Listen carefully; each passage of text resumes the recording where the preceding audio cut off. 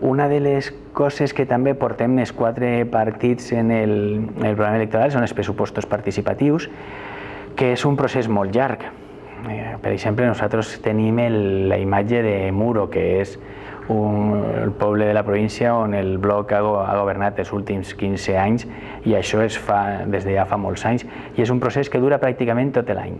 Volem ja preparar que els pressupostos de 2017 siguin pressupostos participatius. Això implica una tasca de pràcticament tot l'any, 9 mesos com a mínim,